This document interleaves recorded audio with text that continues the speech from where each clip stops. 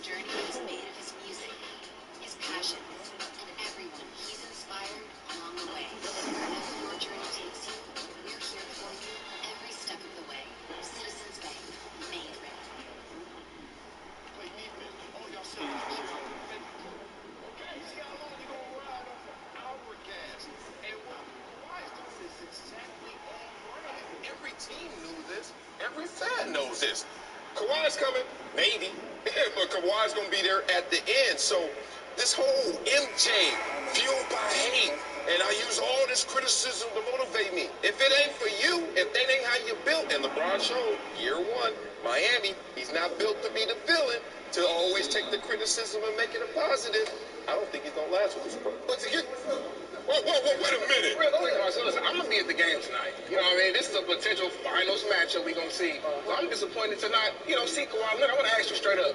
Are you starting to lose some respect for Kawhi, doing this load management? Absolutely not. One, I know one thing about NBA basketball. No one gives a damn about November. So we're not even in a situation where he's going to the game. He does. Ticket holders. We understand, but look, if you talk about value for dollar, you're mad you spent your money, but you respect the value you'll get back. If this Clippers team that has never won a championship finally puts themselves in that position, it's not about being nearsighted. It's not about short term. It's about the long haul. It's a marathon. Well, there are some fans who won't respect that process because they've only had one or two opportunities to go to a game in the regular season. And although they may be Clipper fans and root for the Clippers as a whole, they can't afford to go to playoff games. They can't afford to go. And so you do feel for them, and it's not an easy situation for anybody. But I will say this. The league knows about this. Like, the league contacted the Clippers to see what's going on. He's dealing with a lingering knee issue. All right, is this something or nothing? You know this is something, man. Come on, man. What was he at the Boys and Girls Club? You act like Brian Gumble was there with the glasses on the tip of his nose. He over there with kids and saying how much money you make and, where you get those shoes and can I get a pair? And he over there dropping these bombs. I'll tell you why. This is a guy who knows what his money's going to look like in both situations. So it's more than money that he's considering. Why is it a possibility? I'll give you a few reasons. One, as I was recruited to go to Columbia, coach said, do you want to go somewhere and carry the torch or go somewhere and light the torch? Would you rather be the one that connects the Michael Jordan era of greatness in Chicago to what you can do, Anthony Davis, in your hometown? Or be the 25th best Laker in history? And that's what's going to happen if he goes down here, also living in the shadows of LeBron and having to deal with the shrapnel that comes from whatever LeBron is dealing with and whatever falls on your lap. Who knows how this ride will go? And this is not about their personal relationship. It's about the effect of his legacy. And on his legacy, we're playing with LeBron. Who wants to be the sharer of this greatness when you know you can go somewhere and be the carrier of it all? You're just hoping for chaos. I mean, there's nothing there. There's nothing there. That answer? No, let me give you an example. Let me give you an example. Right. A few years ago, my partner grew up with started this podcast. Starting from scratch. No following, no nothing. He said, can you come on and be my guest? I'm like, sure, I get on. So me and him, we talk all the time. So I'm getting too comfortable where I'm saying some things that I probably shouldn't have said. The next thing I know, what I said is being aggregated on these NBA sites. And I'm like, oh, shoot. I'm like, oh. But the point is, I said it in a small venue, just being a little bit just too careless and too comfortable. Anthony Davis was talking with kids. But it's what you believe. You said what you believe. I said what I would believe, but if it was something that I believe wholeheartedly, I would have had it reported already. Got you. So, got you. So this is just talk amongst homies. It's like my Twitter feed. No, seriously. I get you. Don't take it seriously. That's real. So that's the way it was. And so, like with Anthony Davis saying that around a bunch of kids, he just, he's in Chicago. He's in his hometown. Man, stop. I'm gonna tell you why it's something. Thank you. I think what he's basically saying is, I'm here for 1 year to win a championship, and if we get this championship, I'm out. I've done my job. I got LeBron this championship. I lived up to what I told Rich Paul and LeBron I would do, and then I'm out of here. I think this is something. I think it's an indication that he's a one and done for the Lakers, perhaps in his mind. I think that he feels a little bit hoodwinked about what was always promised, from Kawhi Leonard to his number to $4 million he had to give up.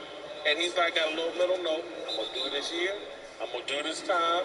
I'm going to do it in a way that gives us a chance to win the championship. I want this championship, and then I can go home and try to build my own legacy. Thanks for watching. Subscribe here to get the latest from the show. And be sure to check out more of the best clips of Speak For Yourself, or go watch a few segments from our other shows on that Best Moments.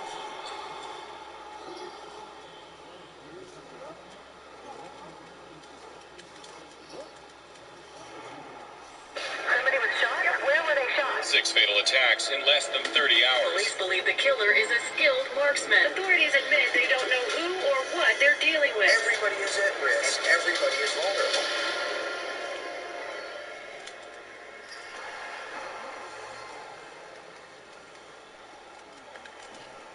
Wherever you are, whatever you're craving, and whenever you're craving it, DoorDash has the restaurants you want delivered to your door, wherever your door happens to be.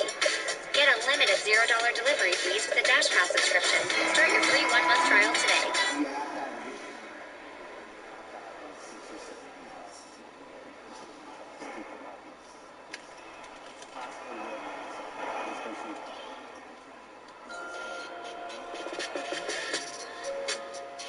Hello and welcome to Sports Illustrated's NBA Draft Special. I'm your host, Chris Maddox, and we'll be here throughout the duration of the first round talking the NBA and reacting to the draft picks we're going to see live as they happen. We've got lots of great stuff in store for you, including some advice on gambling from our friends at The Line, some SI staffers playing pranks on Knicks fans, that's just too easy, and even interviews with some of the biggest names in the draft. Now, let's introduce my friends. They'll be joining me this evening. We've got Rohan Nadkarni, the host of Crossover TV and the Dwayne Wade superfan.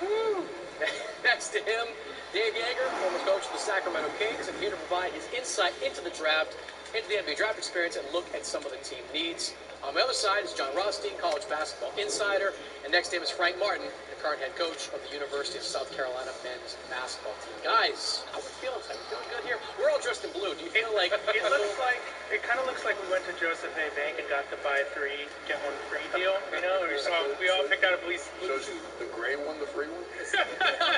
That's okay. 3 and then the other one. All right, now we'll also be periodically checking into our other studio where Madeline Burke and Jake Fish will be hanging up all night, ready to break down some of the prospects and give us our social media fix. Jake, are you guys ready for what's going to happen tonight? Ready for all the trades, Chris. It's going to be a lot going on. Also, clearly, we did not get in on this Joseph A. Bank deal. I feel a little bit left out, but that's cool. I'm going to need you guys to ramp up the energy a little bit there. That Jake Fisher, the one-sentence line there. Let's give me a little more, Jake. How many trades? I think he needs a little media trade here. I'm ready for a potential NBA record, 14 first-round picks. There we go. There it is. Wow. Okay, there we go. Dropping stats. It's like I think we've already. I lost track. We had 3 entrants today. We have 2 just now. So I think we're already at 6. they're coming through pretty fast. Yeah, they are. All right, that's exactly what we're going to get into next. There already have been a bunch of trades, and let's start with the big one, guys. Atlanta taking the Pelicans' number 4 pick.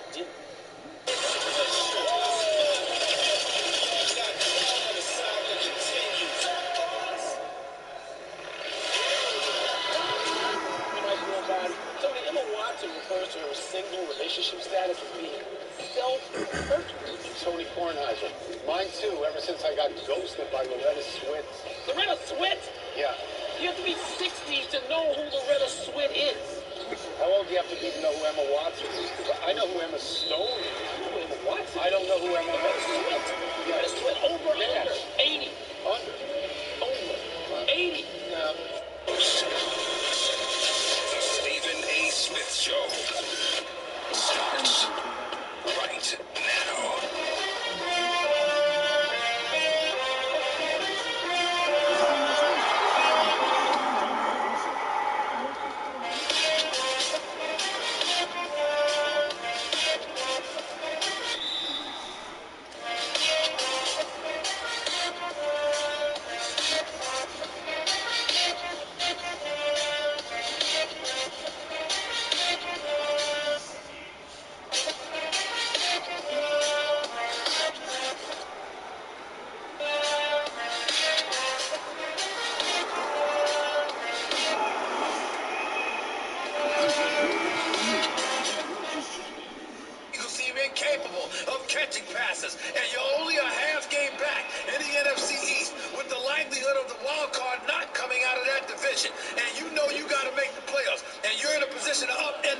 Cowboys.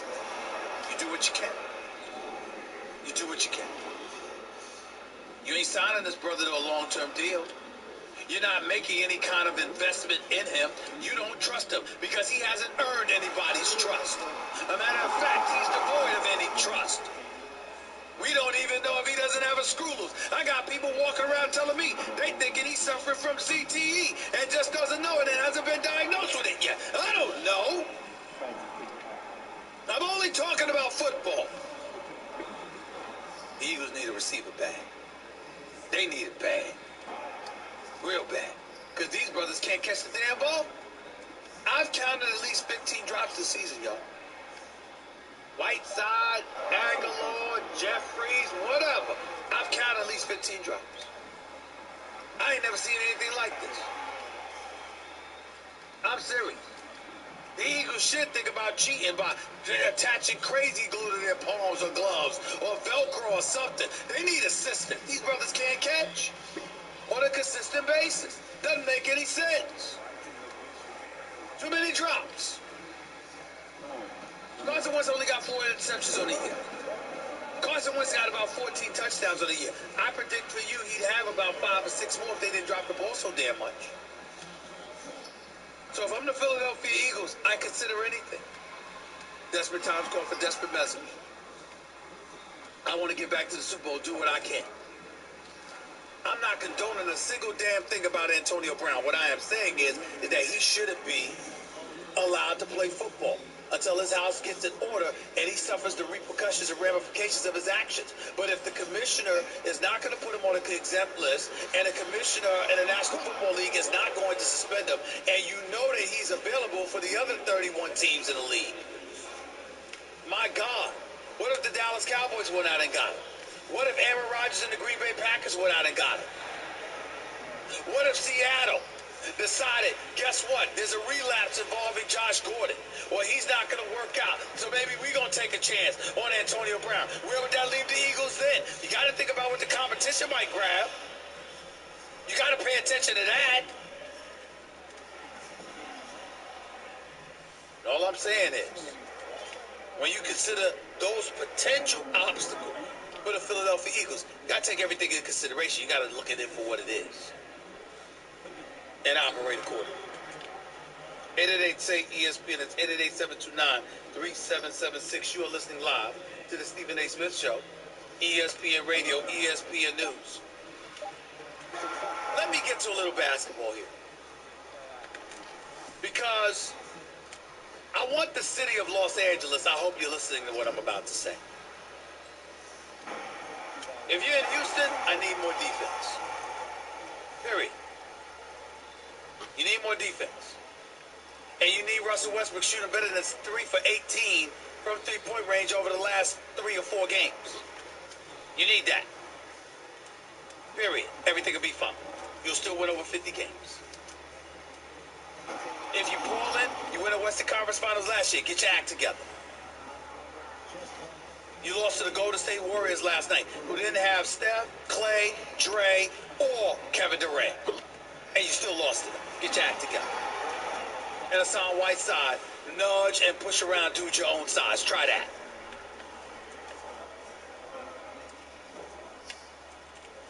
But if you are the city of Los Angeles, I got some news for you. Very important that you hear this. You don't only have 2 favorites to win the championship. You have 2 superstars playing like superstars. And a collision course is so imminent, I can just feel it on the hairs of my skin. LeBron James is balling. Averaging 25. That's a little less than his 27 points per game. Shooting less than 50%, the typical 50% that he usually puts out there. More like 48%, 47%. Okay? Not only is he doing that, only 28% from the field. But I got news for you. The brother is averaging over 11 assists per game. 11.2 to be exact. It's because he's got a guy in Anthony Davis averaging 28. Look at this. Look at what LeBron James is doing. Says he's got his hops back. Says quick pivot steps and things of that nature that hurt because of that groin injury last year. That's no longer an issue. He's fine. LeBron James is playing like the league MVP. That's what he's doing. Greek Freak's in that conversation, no doubt. Kawhi Leonard averaging 29 points per game. He's in that conversation, no doubt. I understand it. But LeBron James, if he continues playing this way, and the Lakers continue to flourish because they're 5-1, having won 5 straight after losing opening night to the Los Angeles Clippers, I got news for you. LeBron James is going to win MVP. He's going to win MVP. They keep playing like this. And a collision course of the Western Conference Finals is imminent. It will be LeBron and the Lakers versus the Clippers in Los Angeles at the Staples Center. I got news for you. This is special. This is something special. You can't get around this. This is what it's all about. Now, I was disappointed in him opening night. I don't want to hear something about there's no rivalry. I don't want to hear that. Don't tell me there's no rivalry when a superstar who's a reigning champion and NBA Finals MVP saunters into your town, sticking out his chest, trolling, talking about this is my town now, and you concentrating on getting Anthony Davis involved. You could have did that in game 2 against Utah. You could have did it game 3 against the Charlotte Hornets. You could have done that at any other time. You did it against Dallas. You did it against San Antonio. We got it. But ain't no way in hell you tell me that a challenge like that has been presented to you and you gonna back away. This basketball. That'll never happen to Allen Iverson. That'll never happen to Kobe Bryant. That'll never happen to MJ. That'll never happen to Barkley or anybody like that. This is basketball. And every now and then, there's a moment that arrives. That'll never happen to Dwayne Wade. Dwayne Wade wouldn't have said anything. But if somebody was trolling him and calling him out, Dwayne Wade would have been like, he'd have looked over at Spoelstra, he'd have looked over at Pat Riley, and he'd be like, yo, y'all know to give me the ball. You see some of the moves that D-Wade put on cats in his heyday and how he look at them? Like, you must have forgot who this is. That wouldn't have happened to Kevin Durant. You know who I am. You know who I am. That dude, Kevin Durant. Won't happen to Kyrie Irving. We ain't hear nothing about playing the right way. We know that. But there was a challenge that was presented to LeBron opening night. He didn't answer the call. But he has sense. And I believe he will on Christmas Day when he meets Kawhi Leonard again.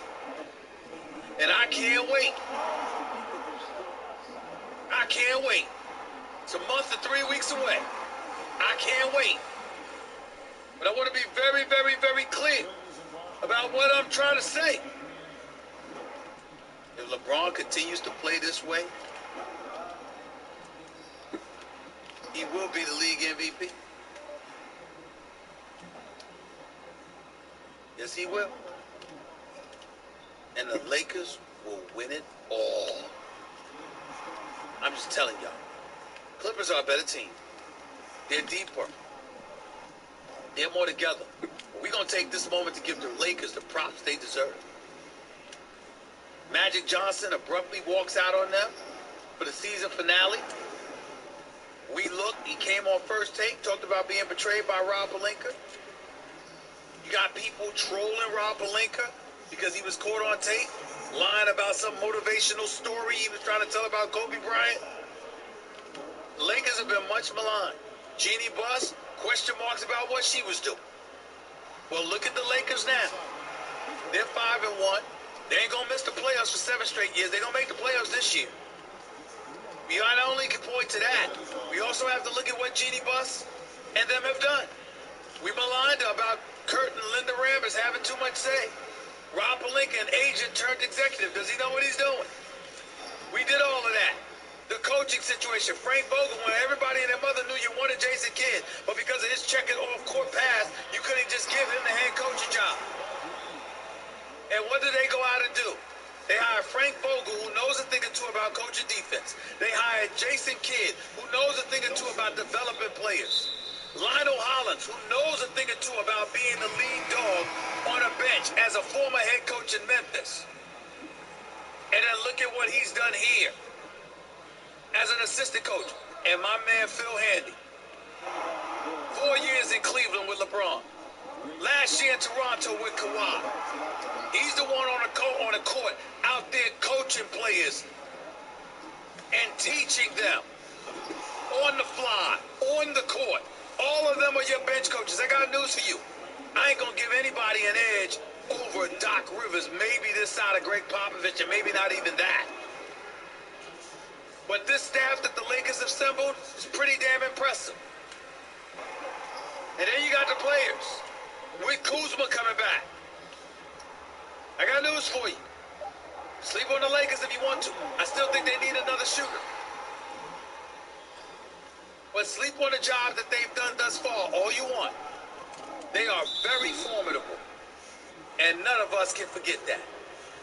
It's just that the Clippers going to beat them up. And Anthony Davis got to muscle up and be ready to accept that physical challenge. Skill set, nobody plays. He's the best. But physically speaking, he's got to be prepared to handle the beat down that Montrezl Harrell's going to put on him with slapping those arms and everything else. Lakers, Clippers. The collision course seems imminent. And oh, by the way, I'm loving it. 888, say ESPN. It's 888-729-3776. We'll get to your calls and more in just a minute. So don't touch that dial. You're listening live to Stephen A. ESPN Radio, ESPN News. By the way, do you have frequent heartburn and acid stashed everywhere in case it pops up? Well, now you can experience what zero heartburn feels like by joining the Prilosec OTC 2-week challenge. Just take one pill a day for 14 days and experience 24 hours of zero heartburn. Kick your acid habit. Sign up on PrilosecOTC.com today. When you sign up, you get $3 off to help get you started. I mean, the Jets are so stink, it looks like Adam Gase poured manure on his damn self. I mean, that's just awful. Absolutely awful. By the way, as an aside, I applaud my brothers in crime. Michael K, Don Juan, LeGrec, and the crew, because they had Adam Gase on their show last week. And you had people stupidly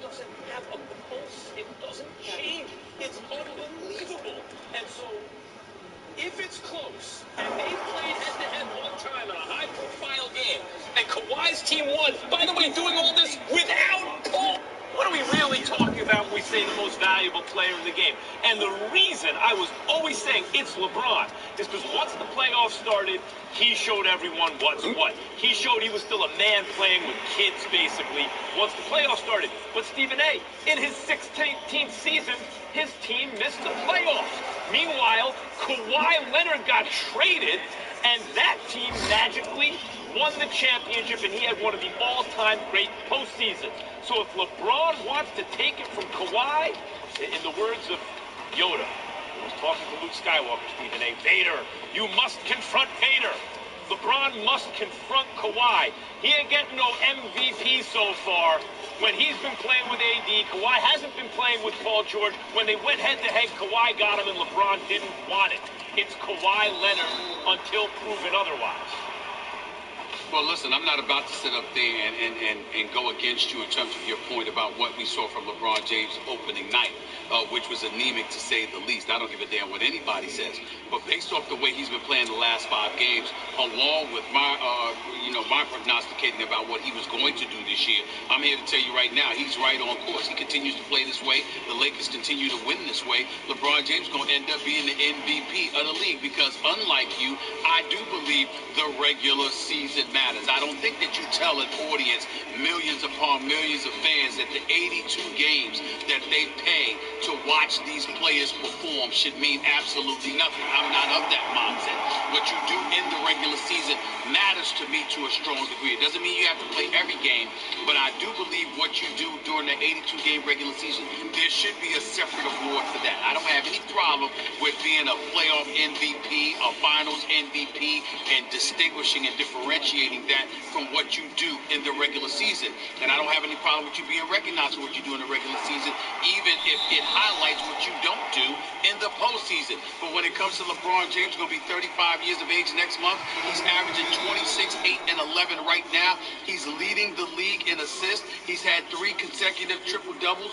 2 were against quality teams. Your dynamic duo in Dallas with Doncic and Porzingis, and then, of course, against the Spurs before going up against the Bulls last night.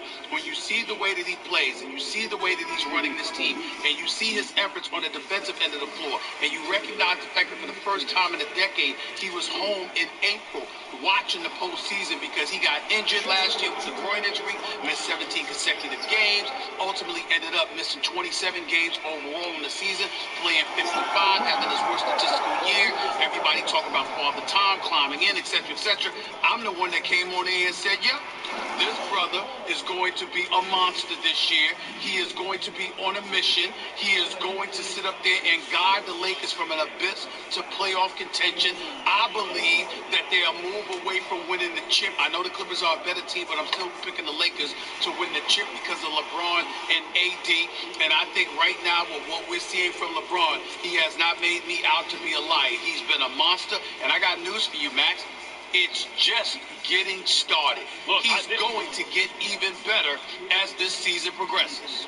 LeBron has been a monster, and I cannot state enough how that should not be taken for granted. The man's in his 17th season, and it's not a normal 17 years.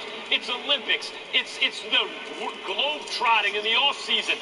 It's deep playoff runs, as in to the finals almost every single year. As an incredibly high usage player, he is unbelievable, LeBron. That doesn't mean he's the best player in the game, Stephen A. Just because he's doing that, it doesn't mean he's the best player in the game. Look, he's played one more game than Kawhi, again, with a superstar teammate that right now Kawhi is lacking. But look at the numbers. Okay, 29 to 26, 7 to 8, and really 11 to 6. You know what you're not seeing? The 2 steals, it's actually 2.3 steals, and blocks per game from Kawhi. Stephen A., the PER, which takes all of this into account, it's largely an offensive statistic. LeBron's around 30, Kawhi's around 35. Now, that's mainly an offensive statistic. So offensively, Kawhi is a more efficient player. Defensively, Kawhi's a better player than LeBron. Whoa. How much more Let me tell you where. Hold on. Let me tell you where you throw that PER right out the window with that quote, that blasphemous quote that you just gave. Kawhi Leonard definitely might be more efficient offensively as a scorer at this particular juncture because he's insane from the free throw line compared to LeBron, who obviously struggles from the free throw line. But excuse me, in terms of passing the ball, getting other people involved, last time I checked, that's offensive efficiency, and we all know that LeBron is a more efficient player from that scope than Kawhi Leonard. Kawhi Leonard might be more efficient at this particular moment, putting the ball in the hole with a degree of accuracy, whether it's him shooting either from the field or from the free throw line. But in terms of facilitating for others around him and getting those other players involved, oh, he's not better than LeBron in that category. Look. PER takes all that into account and does a weighted average. But you may be saying... And that's why I said to hell with PER. Right, you may be saying, look, it's not a perfect stat. There is no perfect stat. And you may say, Well, look, thank you. What you bring it up for? Because it's a good thumbnail sketch of what's going on. So you may say PER is not capturing some of LeBron's value. Look at the passing, for example, and LeBron might be the best passer in basketball, one of the greatest passers of all time. And that's the one weakness in Kawhi's game until this season. Kawhi is becoming an excellent passer, and that's the only thing that was missing in his game. You said becoming. Yes. That means he's en route. I'm sorry, LeBron's already there and has been there for years. And how do we know this? Because Max Kellerman has been on national television for years. Oh, Stephen A. LeBron James balling. I mean, get other people involved. I mean, this dude is maybe the best passer ever. That's you. So don't sit up here now and change it up and talk about how Kawhi Leonard is coming in. You know what, Max? Are you ready for this, Max? I'm en route to running 5 miles a day. Guess what? I ain't there yet, bro. I ain't there yet. I'm going that way. I'm not there. I got ways to go. Thanks for watching ESPN on YouTube. For more sports highlights and analysis, be sure to download the ESPN app. And for live streaming sports and premium content, subscribe to ESPN Plus.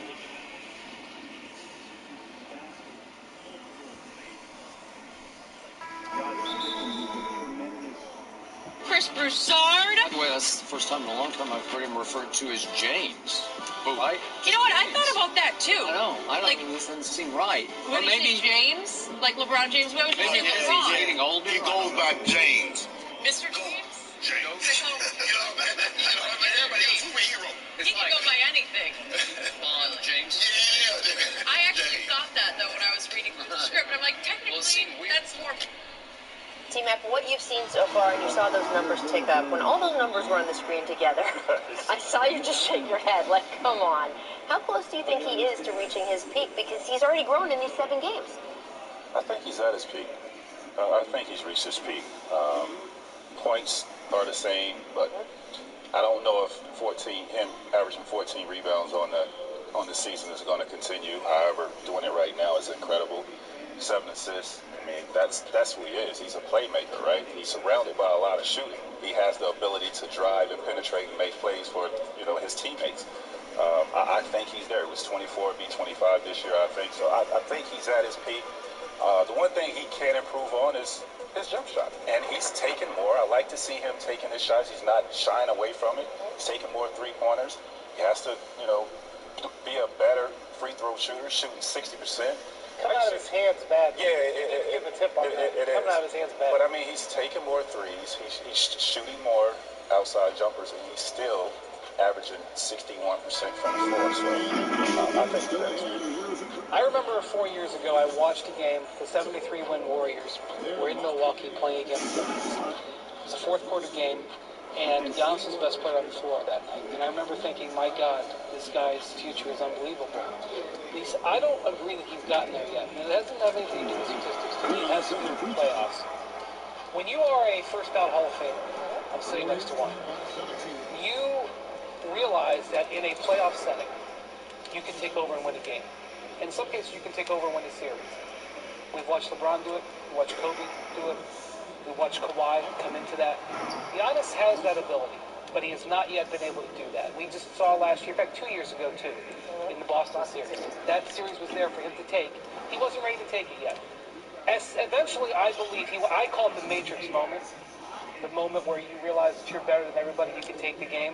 He hasn't had it yet. I'm waiting for it, and when that happens, I expect we're going to be seeing Giannis holding those Bill Russell trophies like we've seen with LeBron and Kobe and Kawhi. I think that's his destiny, but it hasn't happened. Yeah, especially if you're on the best team in the Eastern Conference, you win that 1 or 2 seed. Absolutely. What is it like, Tracy, though, when you know that you have the ability to do that, you have the talent to do it, and all the pressure is on you to do it? Because one thing we always talk about with Kawhi is his work ethic, right? How obsessive he is, how he puts himself back in the gym. It was, 2 weeks after he won MVP? He's like, I don't want to talk about this anymore. I want to talk about the next MVP. It almost... Do you know the dictionary definition of anarchy? Webster says it is, quote, the absence or denial of any authority or established order, which in a way kind of describes the NBA right now. I mean, for years, we had pretty clear lines on all this stuff. LeBron ruled the East, the Warriors ruled the West, James Harden ruled the three-point line. Now, LeBron's in a Lakers uniform, something that even a year plus in often requires a double take. Harden is shooting 25% from three, which also requires a double take.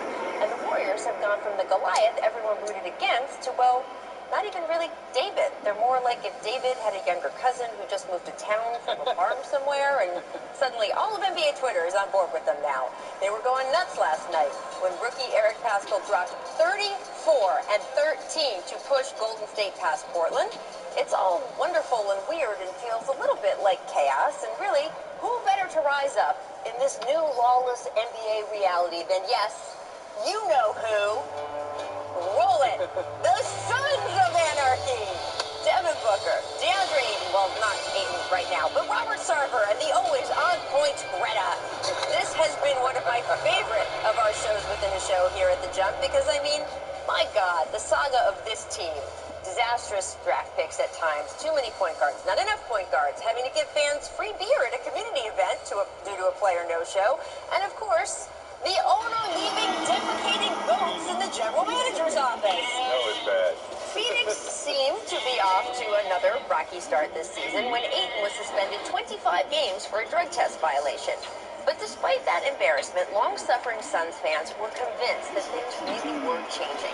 James Jones, finally given the full general manager job, had gone out and hired Monty Williams, one of the most respected, well-liked, and experienced coaches in the league.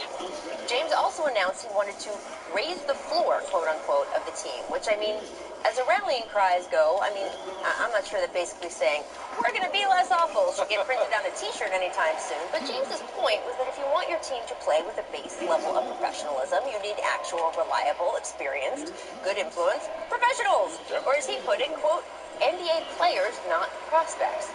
Aaron Baines, who can shoot the three and had been sneaky important to Boston's defense these past few years, is one of those guys. Ricky Rubio, as he showed with Spain during the World Cup, is one of those guys. And wow, has his influence in Phoenix already been tremendous. 67% of the Suns' baskets are now assisted. That's best in the NBA for a team that ranked 17th in that category last year. But the most important change for the Suns may be the influence all those pieces have had on Devin Booker, who's always had phenomenal but not entirely developed potential. Last night against Philadelphia, Booker was just sensational, scoring 40 on 15 of 19 shooting. But as flashy as moments like this were, take a look here, and then also here, Give the package book. Give them the package book. Woo! Just as impressive, guys, were the defensive moments. Watch this. He's just here. But the most important change for the Suns may be the influence all those pieces have had on Devin Booker, who's always had phenomenal but not entirely developed potential. Last night against Philadelphia, Booker was just sensational, scoring 40 on 15 of 19 shooting. But as flashy as moments like this were, take a look here, and then also here, Give them the package book. Give them the package book. Woo! Just as impressive, guys, were the defensive moments. Watch this. He is just tenacious, Tracy. Yes, book. Over that screen. That's what I'm talking about, man. Change the culture around there. Monty, By the time the horn sounded, Phoenix had taken down the NBA's last undefeated team, improved to 5-2. Compare that to last year when the Suns didn't get their 5th win until they were 5-24. Will it last? We will see. But honestly, even just a hot start from a franchise that struggled so monumentally for nearly a decade is enough to make you question, well, everything you know as an NBA fan. But that's also sort of the point. The age of NBA anarchy is officially upon us, and there is no better team to be making merriment out of the madness. Thanks for watching ESPN on YouTube. For more sports highlights and analysis, be sure to download the ESPN app. And for live streaming sports and premium content, subscribe to ESPN+.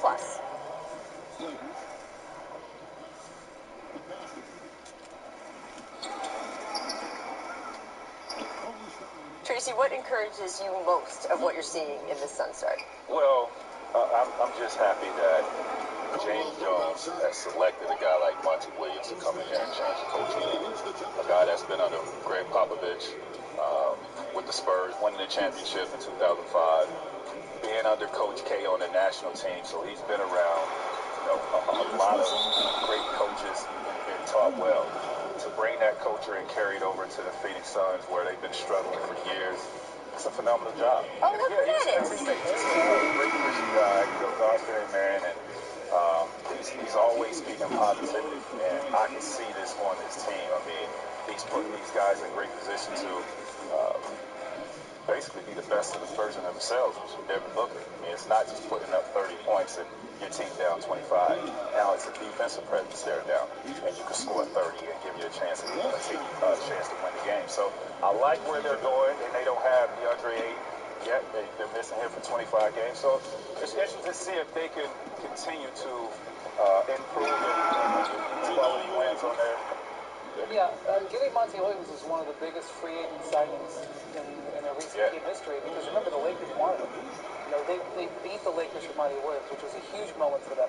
When you watch them play, you see more defensive accountability. I talked to some scouts who said that their level of talking on defense off the charts now compared to where it was. You mentioned that stat, that they're assisting 67% of their shots. Monty Williams is tracking this. He wants them to throw 300 passes a game. It sounds like a lot. That sounds like a lot of passes in a game. And Aaron Baines, now the Ayton thing was a big setback. I was here 2 weeks ago just devastated about this for the team. But Aaron Baines does 2 things exceptionally well. He's an exceptional screen setter, one of the best screen setters in the NBA, and he is now a good three-point shooter. Put that with Booker, and you get space, and you get a guy to play pick and roll with. He's actually been a terrific sort of accidental getting more minutes, because it's helped them a lot. And I think this is a guy, we talked about the free agent class being light next summer. This is a guy we can take. Don't minimize the toughness that he brings to this team. Very tough guy, yeah. Absolutely. And look, defensively all the way around, we showed that clip of Devin Booker, but they're playing that kind of defense all over the floor. Now, it's ticked up the number of fouls they've been committed, but it's clear that Monty Williams is okay with that trade-off. It's, as you said, culture change, right, Tracy? And for a guy like Devin Booker, you were that kind of talented shooter, scorer. To have a point guard like Ricky Rubio, who doesn't demand being a superstar himself, who knows his role, and who has so much at this point experience and knowing how to put guys in good positions, what will that do for a guy like Booker? For him, just for this team, though, mainly for Booker, is that he doesn't have to be the creator for everybody. It is tiresome when you have to score 30, be the creator for everybody, the facilitator. That wears you down. So to have Rubio, who controls pace, who's a great passer, got a great feel for the game, makes things easier for everybody, and especially with Devin, so where he doesn't have to work as hard. Let Rubio create and give you easy shots to where you just stand on the receiving end and take shots. Rubio's in such a good place now.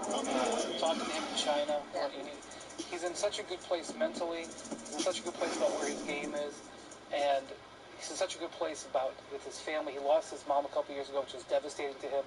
He's in a very good place, and you see that translate to what he's doing for them. And that culture you guys have both been talking about, he's such a great partner for Monty Williams, because, again, a vet guy and a guy who we saw with Team Spain knows how to bring that long team culture, what we expect here as a team, guys working together.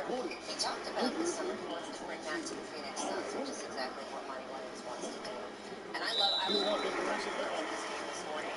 I think this is one of the best games I've ever seen Devin Booker play, and I know that he has dropped 64, and he only scored 47. Sorry, he's dropped 64. He didn't have 19 shots. Yes. He's dropped only 40 last night, but I just thought he was phenomenal. I thought the whole complete team.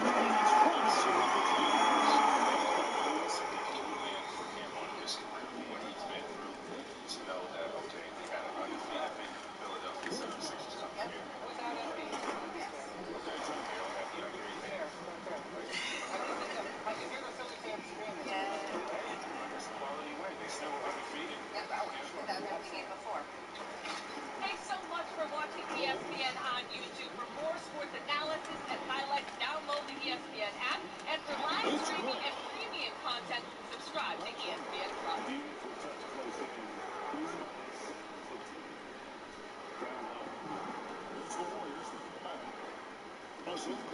AD clarified his comments today, saying he hasn't thought about where he would consider going this summer. And he's just focused on this season. But do you think Anthony Davis would really leave the Lakers this summer? Really?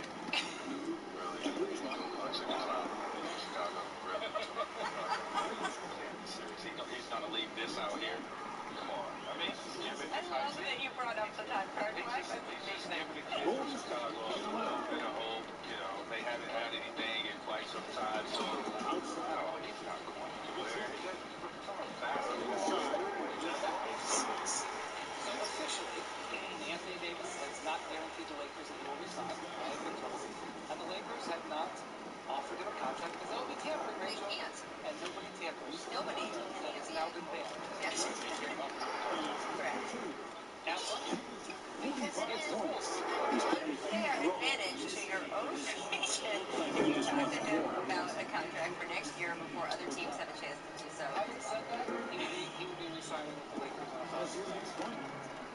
But, 5 years. Here's what I would say, is that we've seen it before, where a player who now possibly may play for the Lakers, came to the Lakers on the last year of his deal with the assumption that he would resign, and it didn't work out. So there's always the chance things could go wrong and he would sign somewhere else. I don't think they will. Things seem to be off to a nice start. He and LeBron seem very close. But I fully expect Anthony to resign with the Lakers. And to Tracy's point, I don't expect him to sign in Chicago. The Bulls right now are 2-5. And before we leave this topic, I just want to throw in Jim Boylan's quote calling out his team. He said, quote, "Where we have struggled is mentally at times. We've been weak mentally." Yeah. So we will keep an eye on where the Bulls are from here, but I don't think Anthony Davis is coming. I will say that AD defended his hometown as the best basketball place in America. Take a listen to that.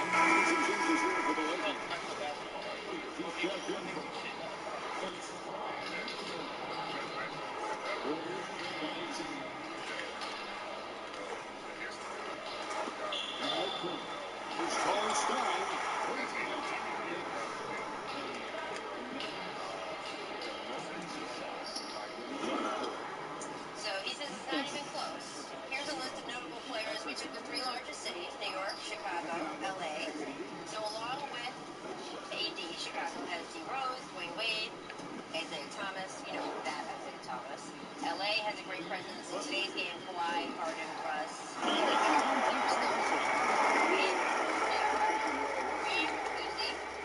Connie Hawkins, Kevin Walker. What do you guys think? Today, I think LA is the hub of basketball. Historically, New York and Chicago both have great legacy. Here's Curry. He's first round. I think Akron's pretty good. What, Steph Curry and LeBron James? I'm just saying, if you're from a place, of course you're going to say that place almost.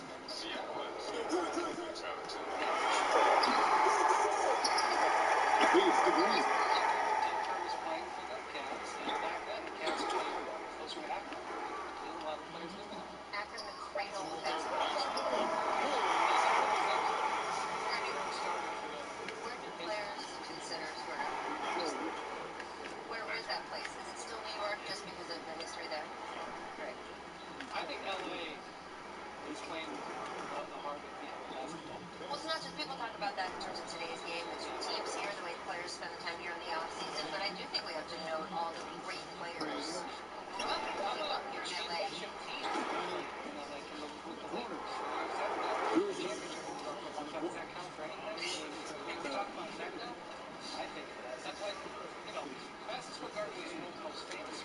He's the guy that you're going to go to right now. Yeah, but the culture of like like, yeah, exactly. All of it.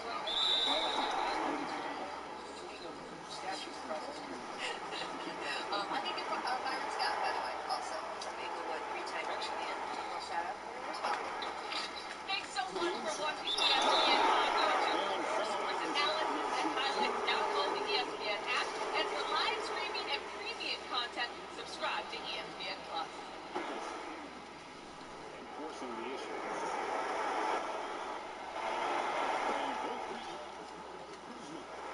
Any chance Anthony Davis leaves LA before the season? Hell, damn Chicago. Let's stop this nonsense right now. It's a nice thing for him to say. I mean, if I'm a native New Yorker, I'm a superstar like that, one of the top 5 players on the planet, and the New York Knicks obviously will want me on the sale, right? I definitely do that. Hell, my family might even convince me to come over for dinner and consider it for a few minutes. But in the grand scheme of things, if my backdrop is LA, Tinseltown, beautiful weather, sunshine, palm trees, Rodeo Drive, Melrose, Venice Beach, Palisades Park, where everything in between. Hell, LA Live, okay? And then I'm in a Bermuda and LeBron James is, going to be my teammate for 2 additional years. I ain't thinking about my hometown. And that's what the bottom line is here. Rich Paul represents Anthony Davis, and obviously the way Rich Paul operates, because he's pretty damn smart at what he does, he's going to encourage you to keep your options open, etc., etc. You don't know what Jeannie Buss and Kurt and Linda Ramis and everybody else do to just ruin the entire situation. But one would surmise they're not going to do that. Let's give credit where credit is due. The Lakers are a better organization right now. The fact of the matter is that they really, after Magic Johnson has left, with all of that chaos that we saw, think about what they've done. They acquired Anthony Davis. They hired Frank Vogel. Has him playing defense. Has them playing defense. That's his specialty. You got Jason Kidd, Lionel Hollins, Phil Handy, these boys on your coaching staff. All these dudes can coach. You have a superstar in LeBron James with Anthony Davis. Kyle Kuzma has come back. Right now, you look like the best team in basketball. You are clearly a title contender, and you're going to walk away from all of that to go home to Chicago, which really hasn't been relevant since Derrick Rose injured his knee. Stop it. Anthony Davis ain't going no damn place. You're probably right, especially since LA. It's not just that it's a warm weather. It's not just that it's a warm weather city, but it is also the #1 franchise in the history of basketball worldwide, any league, whatever. You said, what's the #1 basketball franchise of all time? Sorry, Celtics, the vast majority of your championships took place BC, took place before the merger, like however you want to define it in the old days, right before the modern age. So it's not that they don't count, but they don't count as much as the more recent ones. The Lakers have won 10. The Lakers' #1 franchise. He's already playing for LeBron. You said the whole thing. When a guy is from a place, you have to take that seriously. Especially when that place is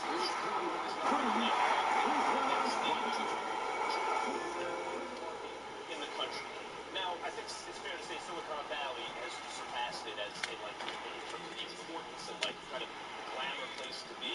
And you might prefer some of the other destinations. For example, the Miami Heat can keep this up and look like a competitive team. There may be free agents interested in that. Chicago is not you're not talking about a small market. On the Lakers, we talked about this the other day. What are the odds that Anthony Davis ever makes Mount Rushmore? They're slight, and he's a great player. He can wind up being the greatest power forward we've ever lived, and still not making the Lakers Mount Rushmore. But in Chicago, especially Derrick Rose, really somehow bring a championship. That would be absurd.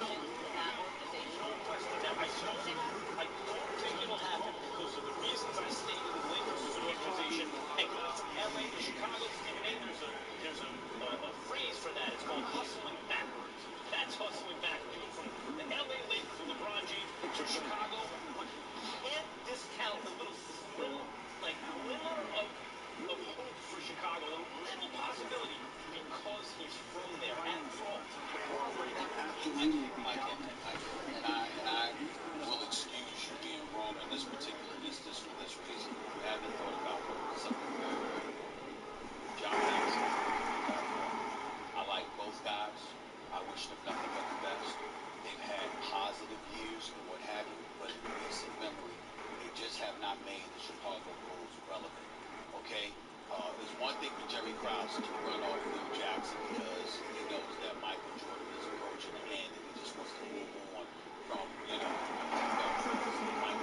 Jackson and hijacking the franchise. It was a colossal blunder, by the way. We all know that. There's another thing in time. Ron Foreman and John Paxson one time could have gone to the point where you're literally standing at midcourt in practice watching this guy on his team to make sure that he's monitoring Derrick Rose's minutes and the work and the wear and tear that you put on him. Not to say that they were wrong, because Tom Thibodeau, a brilliant basketball mind, now is a workhorse. It runs some people the wrong way. So I'm in no way trying to imply that Ron Foreman and John Paxson were wrong.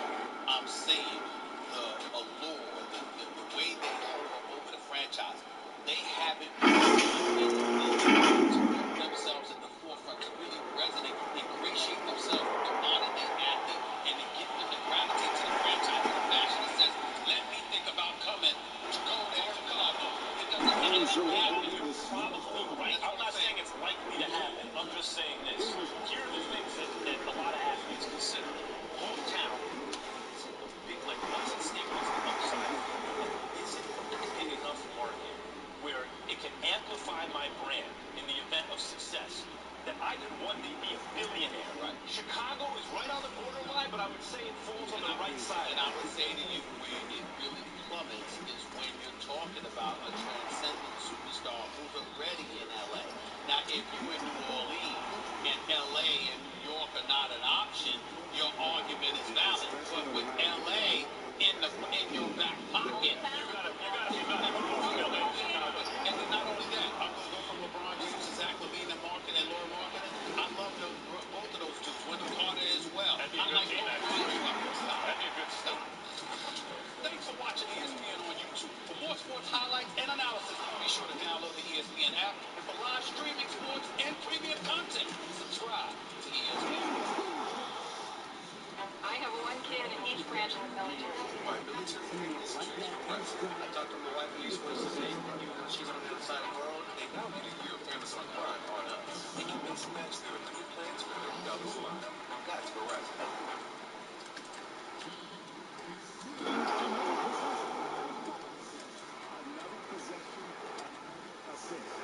Is LeBron league MVP so far? No league MVP so far is Kawhi Leonard. LeBron has another league MVP caliber player who's been playing like it on his team in AD. And the whole team's been playing defense. You know what Kawhi Leonard doesn't have? His MVP caliber player, who's not even as good as AD, but still an excellent player, in Paul George. And yet they have similar records, success. And if you look at LeBron and Kawhi's numbers, LeBron has many more assists because he's more of a point guard. Kawhi's average points, whatever. Otherwise, they have similar kind of great numbers, although LeBron's not shooting it well this year. But here's the bottom line, Stephen A. And this is why, if it's close, you have to give it to Kawhi. Stephen A., what happened when Kawhi was waiting for LeBron? You know what happened? LeBron took the long way home from school. He's like, we don't need to go down that way. Let's go. That's an extra 2 miles. No, let's go that way.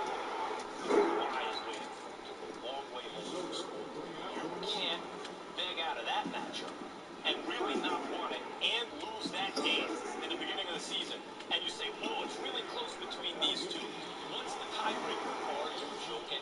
And that dude is sitting You really think LeBron James doesn't want it with Kawhi? Correct. From the bottom of your heart. Well, Only you believe that. This is the thing. You have to go based on people's behavior. Do I think inside LeBron is not as scared? LeBron's a basketball genius who's still just about as good as anyone who ever lived. And as he said, he got he's jumping over guys still. And he's hooking up teammates the whole thing. I'm not questioning that. I go based on behavior. I saw he didn't want to do Kawhi game 1. He lost, and then afterwards he said stuff that had Stephen A. losing his mind. Behavior. Why are you whispering over there? Thanks, God. Man on a mission. Thanks, God. Clock at 6.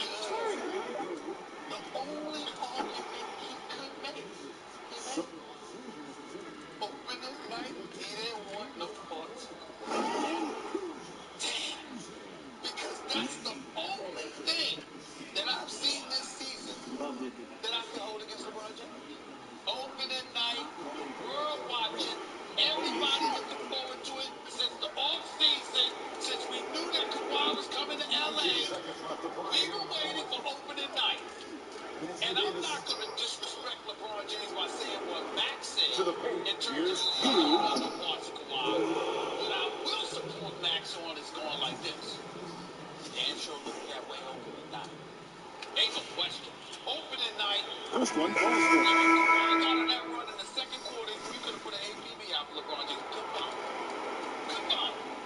All free throws good from Q. Just deferring to AD, trying to figure it out. I don't want to hear some of that. I'm telling you, I don't want to hear it. I don't want to hear it. I know Here's Curry. and when it comes, when the game wanes, the season wanes, And so it's the Lakers taking care of business. importance of a particular matchup, I get it. Opening night with 8 more games to go. This brother trolling you, making commercials. This is my town, here I am. What you gonna do about it, essentially, and you don't respond? That's a problem. I'll hold that against LeBron. Nothing else. 7, 11.2 assists per game.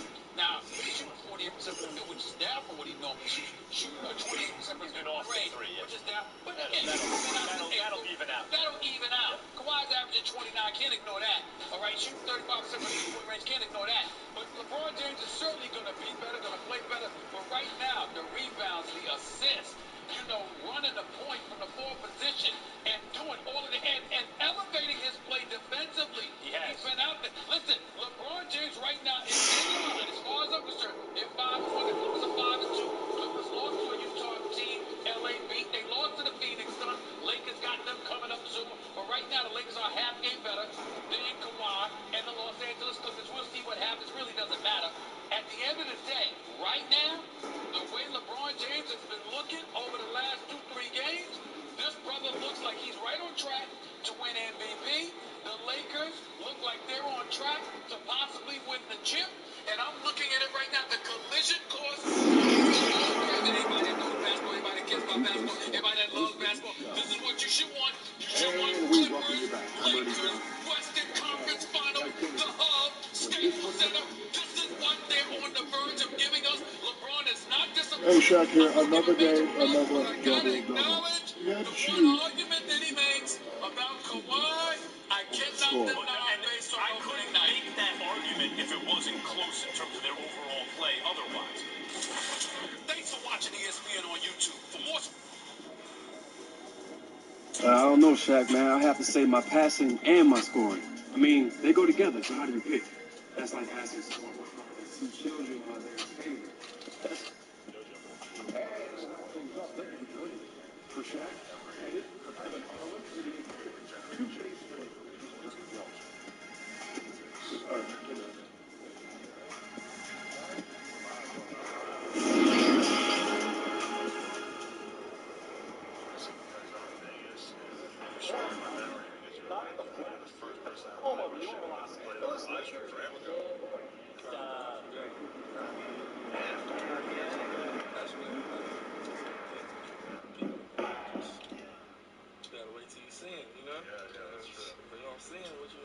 Shout you out, but that's an example of how Instagram rules are live. If you don't talk to somebody on Instagram or whatever, that don't mean shit in real life. Yeah, that don't mean shit in real life. That's what people get lost in the sauce at. They believe in what Instagram is. Motherfuckers broke as hell with 10 million followers on Instagram. And now you got money, but do you feel like the need to put that image out there all the time and always be reminding people yo, I got money?